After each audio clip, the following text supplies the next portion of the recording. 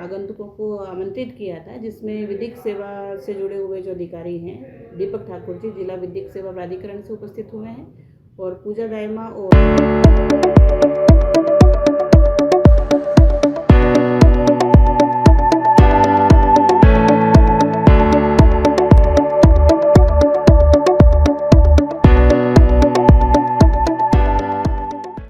दिनांक 17 फरवरी को राजकीय बालिका उच्च माध्यमिक विद्यालय के प्रांगण के अंदर एनएसएस के 7 दिवसीय विशेष शिविर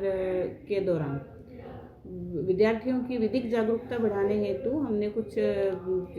आगंतुकों को आमंत्रित किया था, जिसमें विधिक सेवा से जुड़े हुए जो अधिकारी हैं दीपक ठाकुर जी जिला विधिक सेवा प्राधिकरण से उपस्थित हुए हैं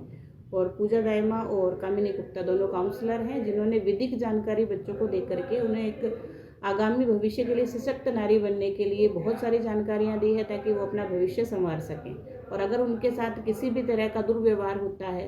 तो वो कैसे अपने उस समस्या को से निजात पा सकती हैं, इसके बारे में बहुत ही गहन जानकारी दी है, जिससे कि छात्राएं निश्चित रूप से लाभान्वित हों। आपका नाम और? मेरा नाम शालू, मैं प्रधानाचार्य पद पर कार्यरत हूँ स्थानीय विद्यालय में। जी,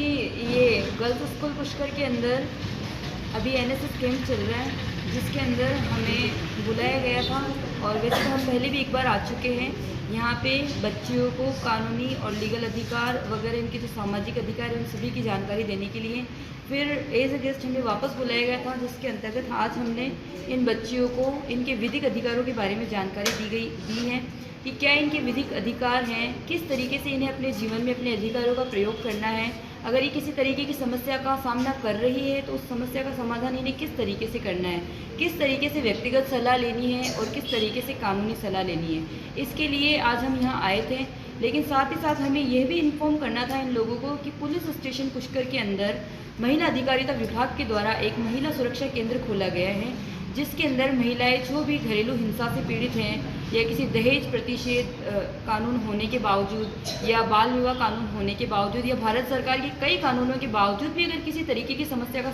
सामना कर रही है तो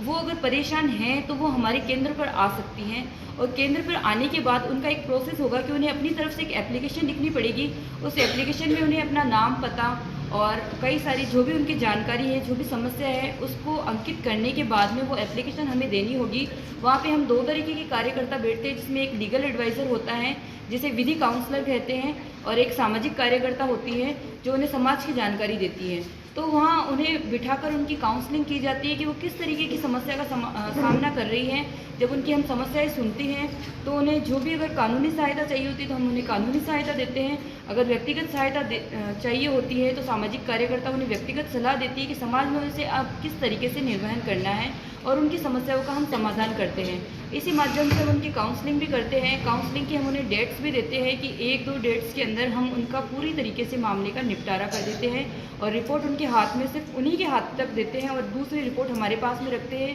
क्योंकि इसका मुख्य उद्देश्य है गोपनीयता बनाए रखना। और गोपनीयता ऐसी है कि जिस व्यक्ति की समस्या है वो समस्या केवल उनके बीच में और हमारे बीच में रहे, कहीं और ना जाए। और फिर दूसरी बात ये है कि वहाँ पे